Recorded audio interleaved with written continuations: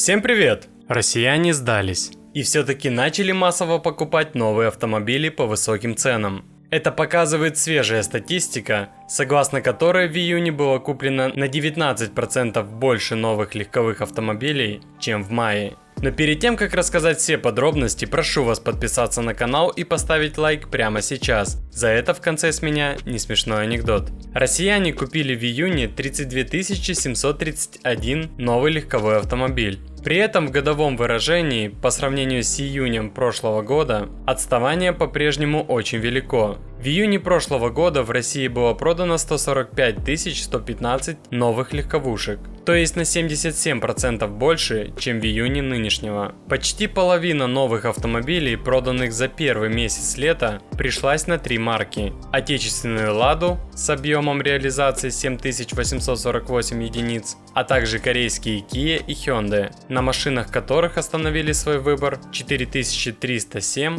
и 3687 россиян соответственно. На четвертое место поднялась китайская Chery, чьи дилеры продали в июне 2317 машин. Пятой с результатом 2317 реализованных автомобилей стала Renault. А в топ-10 самых продаваемых легковушек июня также вошли Geely 1626 единиц, Havail 1598 единиц, Toyota 1054 единицы, Skoda 962 единицы и Nissan 907 единиц. Китайцы планомерно захватывают российский авторынок и почти обогнали по продажам отечественных производителей. Они выводят новые модели и постепенно снижают цены на свои автомобили, в отличие от других производителей. Маркетологи из Поднебесной поняли, что снизив цены, они смогут забрать себе еще больше российского авторынка. По данным аналитикам, в прошлом месяце в России было продано 2226 новых легковых автомобилей китайских брендов.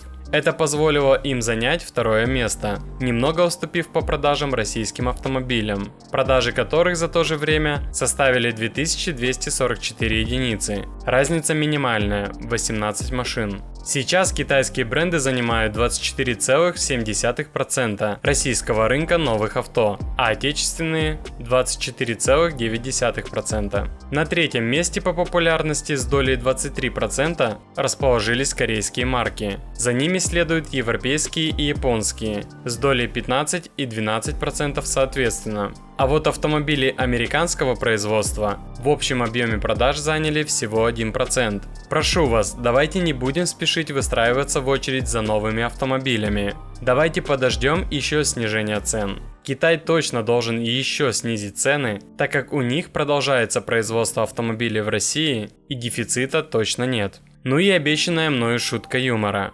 Дорогая, что у нас сегодня на ужин? Ничего. Вчера тоже было ничего. Ну, приготовила на 2 дня. А на этом все. Буду держать вас в курсе всех событий. Очень интересно узнать ваше мнение по этому поводу. Почему люди начали покупать новые автомобили? Давайте пообщаемся и подискутируем. И не забудьте за мою работу поставить свой царский лайк, подписаться на канал и нажать на колокольчик. И самое главное, помните, что по ипотеке одну квартиру вы покупаете себе, вторую банку.